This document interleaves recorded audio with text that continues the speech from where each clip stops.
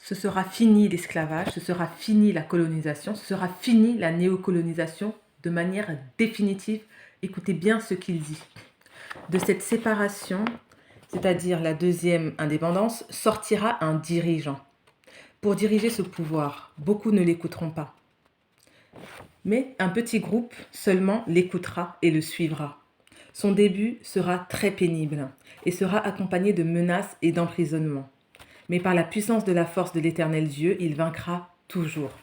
C'est lui qui formera le bon gouvernement et fera des miracles à la demande de la deuxième indépendance. Gloire et bonheur à ceux qui persisteront. Les venants et les Congolais vont créer des amitiés pour empêcher le développement de ce pays. Mais rien pour rien. Ils ne réussiront jamais, car il y a des promesses. Malheur au fils du Congo qui empêchera ce chemin, car il récoltera ce qu'il aura semé. C'est pourquoi préservez-vous toujours dans la prière envers l'Éternel Dieu. En vérité, car le temps viendra où les élus seront investis d'une puissance extraordinaire. Les venants seront chassés par la force. Les uns mourront car ils laisseront toute leur fortune. Sachez que ces choses sont réelles. Le départ des Blancs lors de la première indépendance sera mieux, mais pas celui des venants. Quand ces troubles seront terminés, là il parle bien de la Troisième Guerre mondiale, les élus vont construire très bien le pays et formeront un bon gouvernement. C'est ce qu'on attend depuis. Ainsi, le Congo sera en paix. Quand le Congo sera totalement en paix, l'Afrique aussi le sera. La race noire se réveillera et noir deviendra blanc. Les pays européens sont des pays pauvres, n'est-ce pas? Le noir aura ainsi l'intelligence de faire différentes inventions. C'est pourquoi préservez-vous dans la prière. En vérité, rejetez donc les pratiques obscures. Croyez en l'Éternel Dieu. Servez-le en toute vérité et du fond de votre cœur. Reconnaissez que mes paroles ne passeront jamais sans que ces choses puissent s'accomplir. Aimez votre pays et servez-le en vérité. Fin de citation de Papa Simon Kibangu. Donc, vous voyez que lorsqu'il dit que le blanc deviendra noir et le noir deviendra blanc, donc à la fin, c'est parce qu'il est en train de dire que les choses vont reprendre leur place. C'est-à-dire que là, en ce moment, le blanc est riche, le noir est pauvre. Mais la richesse du blanc, il faut le savoir qu'elle est fondée sur du vol, du meurtre, du mensonge, de la manipulation. Et ces choses-là ne durent pas. C'est des choses qui sont fausses. C'est une fausse richesse. En réalité, le blanc est pauvre. Sa terre est pauvre. Il n'a pas de richesse. Il ne connaît que le meurtre. La seule chose qu'il connaît, c'est le meurtre. Et c'est comme ça qu'il s'est enrichi. Donc, sachez que la richesse fausse que le blanc est aujourd'hui, maintenant, c'est le noir qui sera riche. La pauvreté, fausse pauvreté que le noir vit aujourd'hui, maintenant, c'est le blanc qui sera riche. En fait, les choses vont redevenir à leur place.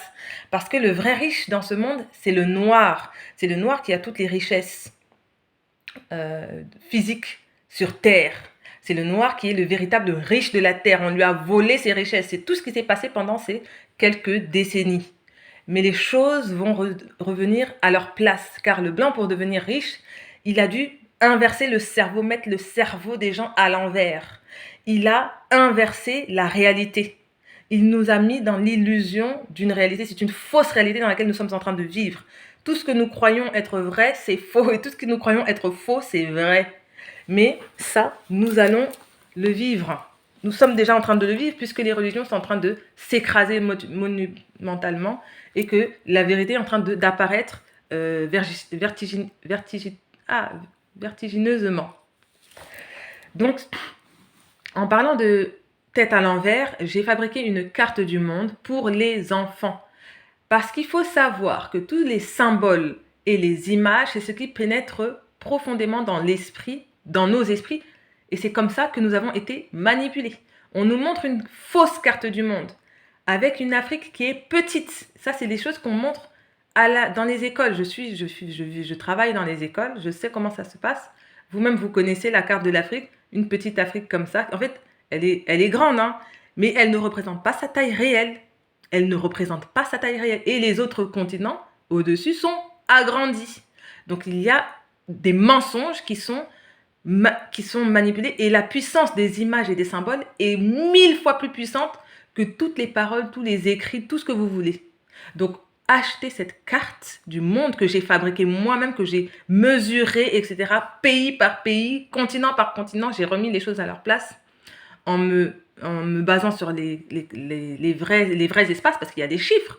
Il y a des chiffres quand on vous parle des millions de kilomètres carrés que forme l'Afrique, mais qu'elle est comme ça, par rapport aux petits centimètres carrés que fait la France, mais qu'elle est comme ça, il y a un problème. Donc, j'ai regardé toutes les mesures, ça m'a pris beaucoup de temps, j'ai reconstitué la carte et je l'ai remise à l'endroit, donc avec le continent dans l'autre sens. Il y a les deux de toute façon. Il y a la carte allant dans un sens et il y a la carte dans l'autre sens. Donc, c'est vous qui choisissez votre carte que vous voulez. Mais en tout cas, sur les deux cartes, il y a la taille réelle des pays. Il faut savoir que quand on est enfant, c'est là qu'on n'a pas de filtre. On absorbe tout sans filtre. Et nous devons préparer la nouvelle génération à remettre sa tête à l'endroit. Nous devons leur donner l'histoire africaine dès le plus jeune âge. Nous devons leur donner ces images de cartes mentales où l'Afrique est à sa vraie place et à sa vraie position dans la Terre. Donc cette carte du monde, je vous la propose, elle est là. Si vous êtes intéressé, écrivez carte dans les commentaires. Donc, ils ont mis le monde à l'envers pour nous faire croire des choses qui sont fausses, pour nous manipuler et pour nous entraîner dans la confusion et dans le désordre. Et c'est ce que nous sommes en train de vivre en ce moment. Mais les choses vont changer. Et ce que j'aime dans la prophétie de Simon Kibangu, c'est que déjà c'est une vraie prophétie parce que nous le vivons actuellement. Nous pouvons voir les choses qui se réalisent, qui se sont réalisées et qui vont se réaliser. Ensuite, c'est une personne qui a été emprisonnée pendant plus de 30 ans par les colons parce qu'il disait des vérités. Il disait des vérités. Et enfin, les prophéties de Simon Kibangu finissent par de l'espoir, parce que c'est la vérité. Quand les choses vont rentrer nous allons vivre de terribles épreuves. Préparez-vous, hein. Nous allons vivre de terribles épreuves, mais quand ce sera passé, quand nous allons survivre, nos ancêtres ont survécu à l'impossible. Quand tu nais esclave, que tu accouches esclave, que tu meurs esclave, que tu réaccouches esclave, que tu nais esclave, que tu meurs esclave pendant plusieurs générations, je pense que la mort est beaucoup plus douce. Beaucoup préfèrent mourir que de vivre ça. Donc voilà, nous allons vivre des choses difficiles, mais ça va durer un temps. Il faudra être fort, il faudra être puissant, il faudra être courageux. Et nos ancêtres, nous avons cette force dans notre ADN, ne n'en doutez pas. Nous avons cette force dans notre ADN. Nos ancêtres ont vécu pire que nous. Toutes les générations ont vécu la terreur de ces gens-là, des gens du ténèbre. Donc nous aussi, nous allons la vivre dans notre chair, partout où nous sommes. Et pire encore, ceux qui seront en Europe. Je pense que ceux qui seront en Europe, je ne sais pas comment ils vont faire pour sortir, parce que ça va être plus difficile, parce qu'il n'y a pas beaucoup de nourriture. En Afrique, il y a la nourriture partout. Mais nous allons nous en sortir. Et quand nous allons nous en sortir, nous allons recréer un monde basé sur des bases solides. Donc quand vous allez aussi voir celui qui va faire... apparemment, il va être combattu. Arrêtez de trop le combattre. Hein. Arrêtez de trop le combattre parce que c'est lui qui va instaurer le gouvernement. En fin de compte, c'est de ça qu'on a besoin. On a besoin de gouvernants qui gouvernent, en fait, pour le peuple. Parce qu'à un moment donné, les blancs, si nous, on leur barre la route, en plus qu'ils ne sont pas nombreux, si nous, on leur barre la route, si nous, on ne travaille pas pour eux, mais les blancs, ils ne viendront pas appliquer les idées qu'ils ont dans la tête.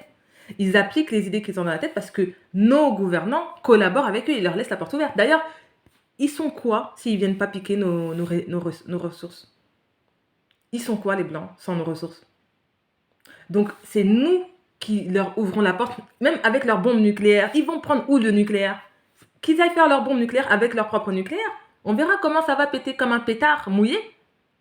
Ils ont rien, ils n'ont pas de nucléaire, même pour fabriquer leurs armes, pour fabriquer leurs bombes, pour fabriquer leur électricité, ils sont dépendants de nous. On leur donne tout. Donc, oui, quand on va avoir notre nouveau gouvernement, arrêtez de les combattre. Parce qu'il sera combattu, je pense, parce que ça me fait beaucoup penser à Mwazulu Diabanza, parce que dernièrement, il a voulu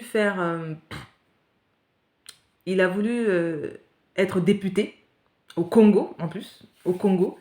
Et on l'a pas laissé, quoi. Parce que là-bas, il y a la règle de la corruption. Et donc, quand vous êtes déjà dans la corruption, en fait, ce sont les députés qui... il n'a pas voulu être député, pardon, il a voulu être sénateur. Donc, c'est le poste au-dessus du député. Et pour être sénateur, il faut que les députés votent. C'est les députés qui votent les sénateurs, qui élisent les sénateurs. Donc, le peuple élit les députés élisent les sénateurs. Mais la règle du jeu au Congo, au jour d'aujourd'hui, donc ça s'est passé le mois dernier, c'est que la règle du jeu, c'est ce qu'on lui a dit, clairement, ouvertement. La règle du jeu, c'est de donner de l'argent aux députés. Celui qui donnera le plus d'argent, il gagnera plus de voix. Et l'argent, ce n'est pas des petites sommes. Ça peut aller de 1 000 euros, 2 000 euros, 3 000 euros, en plus petite somme, à 50 000 euros, 100 000 euros. Il parle en dollars même, 50 000 dollars, 100 000 dollars.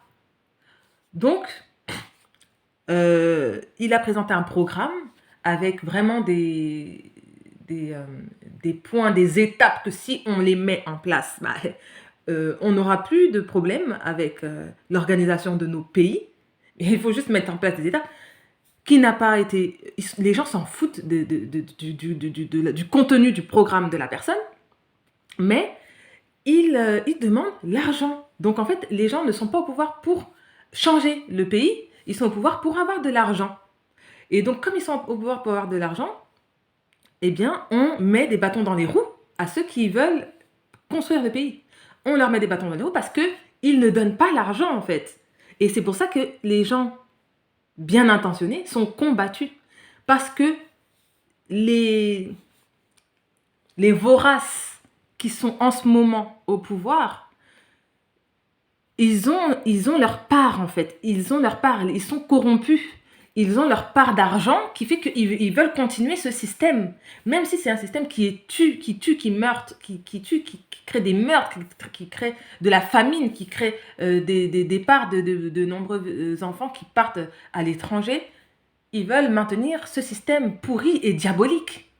Parce qu'ils ont un petit miette. Ils ne savent pas qu'en mettant en place un système riche, ils auront plus d'argent. Ce sera plus que 100 000 dollars tous les 5 ans ou tous les, je ne sais pas combien de temps ils sont votés, que vous allez obtenir.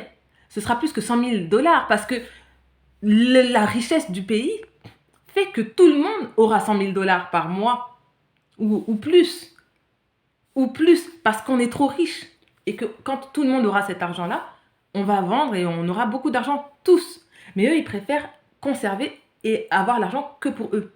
Donc, il y aura des combats. Donc, je vous dis dès aujourd'hui, comme ça, c'est pas encore arrivé, ne mettez pas des bâtons dans les roues à ceux qui sont venus par Dieu, par celui qui va venir par Dieu, celui qui va venir pour diriger et mettre un gouvernement correct qui va redistribuer la richesse à tous. Ne les combattez pas. Voilà. Donc, je vais m'arrêter là. Je vous remercie.